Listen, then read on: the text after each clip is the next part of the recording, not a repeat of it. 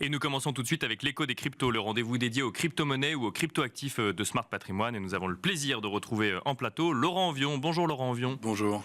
Vous êtes directeur innovation et directeur du développement chez DLPK, mais vous êtes aussi président de l'ADAN, donc l'association qui défend les actifs numériques en France. Et alors, on va commencer tout de suite sur un sujet réglementaire, un sujet qu'on a beaucoup commenté dans cette émission, MiCA, en vigueur depuis le 1er janvier 2025, beaucoup préparé depuis de nombreuses années, qui a pour vocation notamment pour permettre à tous les acteurs crypto en Europe de délivrer un agrément PSCA. On a connu avant ça les agréments PSAN. Là, on parle de PSCA pour pouvoir avoir une activité crypto en Europe, délivré par l'AMF, et à ce jour, on arrive vers la fin du mois de mars et on n'a toujours pas d'agrément délivré, Laurent Envion. On n'a toujours pas d'agrément délivré en France, effectivement. C'est la grosse déception, pour pas dire désillusion de ce début d'année.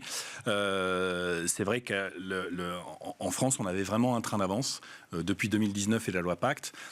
MiCA a été largement inspiré des statuts PSAN, donc PSAN prestataire de services sur actifs numériques en France, qui deviendra avec MiCA prestataire de services en crypto-actifs avec l'agrément MiCA. Et c'est vrai qu'on a, nous, des acteurs, et on le voit au travers des adhérents de l'ADAN, des acteurs qui, depuis la loi Pacte, jouent le jeu de la France, de la compétitivité française et de la croissance en France, en se disant, non, je reste installé en France, je respecte les règles, je fais bien tout ce qu'on me dit de faire, même si ça coûte cher, même si c'est parfois un peu incohérent, même si c'est parfois... Mais je comprends la vision qui est partagée de la part du régulateur, c'est-à-dire d'avoir un environnement qui soit parfaitement cadré et qui rassure à la fois évidemment les investisseurs, mais également les partenaires institutionnels avec lesquels les différents acteurs pourront travailler. Sachant que la France, une fois n'est pas coutume, avait la réglementation quand même la plus dure sur le sujet, du moins... la plus claire. Alors, la plus claire. Ah, la plus dure. Oui, bien sûr. Dur, ça c'est... Enfin, on peut le regarder sous différents angles, mais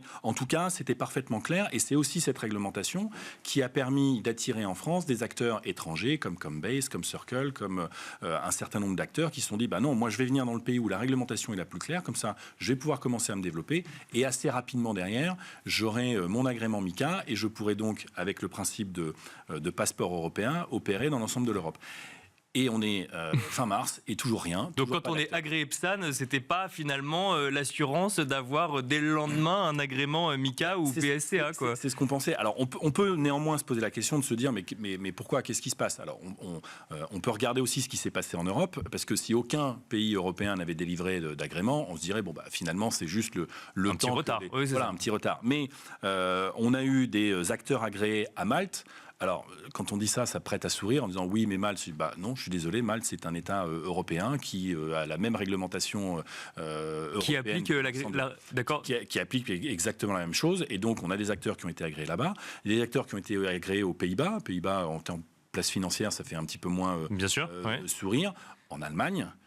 Et je ne pense pas que les Allemands soient connus pour leur laxisme à l'égard des réglementations européennes, et puis également dans les pays baltes. Donc quand on se compare, on se dit mais il n'y a pas de raison, je ne crois pas que les autorités françaises, que ce soit l'AMF et la CPR, aient plus de difficultés à interpréter, à lire, à regarder, à appliquer les textes et donc à délivrer des agréments. Donc c'est un sujet, on a interpellé les autorités déjà.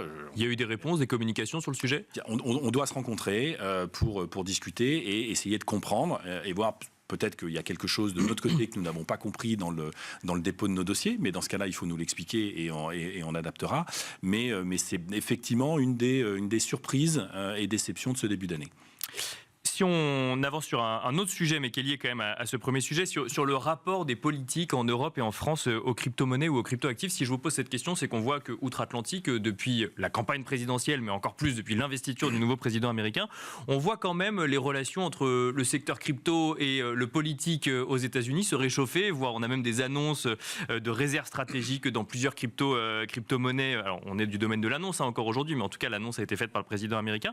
En Europe et en France, les politiques ont-ils changé leur relation vis-à-vis des crypto-monnaies, en plus dans le cadre d'un cadre réglementaire clair à l'heure actuelle? Ouais, là aussi ça bouge et ça bouge de manière plutôt positive et intéressante. Ce qu'il faut aussi comprendre au niveau français, c'est que on va avoir une séquence dans les 2 ans qui viennent.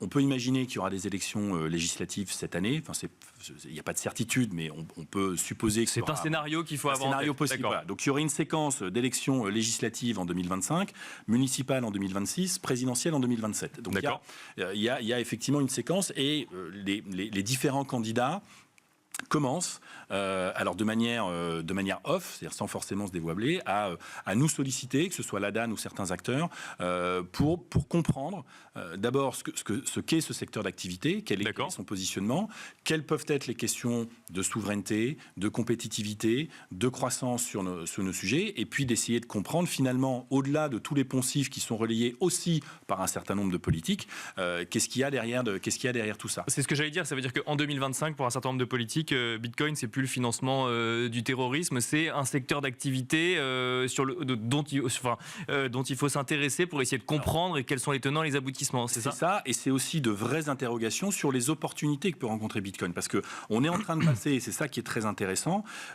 effectivement des actifs numériques, et particulièrement Bitcoin qui était mis au banc avec tout ce que vous venez de citer, je ne vais pas le redire, à finalement Bitcoin, c'est peut-être une opportunité pour EDF de mieux faire tourner ses centrales et de financer une partie de ses activités en minant du Bitcoin. Bitcoin, c'est peut-être l'opportunité, si ce n'est une réserve stratégique, en tout cas, d'avoir une réserve de valeur déflationniste qui, par rapport à de la monnaie fiat, à l'euro, puisse créer de la valeur sur le long terme. Et puis, c'est aussi derrière ça un secteur d'activité avec l'ensemble des acteurs. PSAN, il y en a 120 en France, c'est pas négligeable quand même. 120 sociétés sur un acteur, et en Europe, et une adoption non démentie d'un certain nombre d'épargnants. Exactement. Et quand on parle de PSAN, on parle de 120 PSAN, mais vous avez tous les acteurs qui tournent autour de ces notions de Web3 ou de crypto qui sont bien plus importants. Mais là, vous nous avez cité par exemple 2 cas concrets, que ce soit effectivement le sujet avec EDF ou autre. Ça veut dire que c'est des solutions qui sont évoquées concrètement, peut-être pas avec les acteurs, mais en tout cas, là, si on parle des décideurs politiques, on voit un usage potentiellement.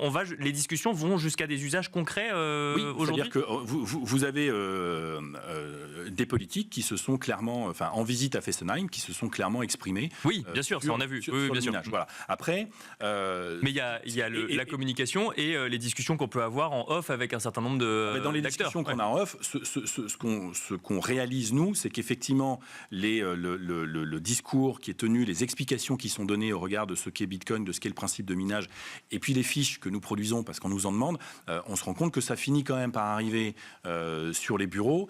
Et ça finit par être lu avec un réel intérêt et non pas utilisé pour discréditer à la fois Bitcoin et puis peut-être les acteurs de marché par la même occasion.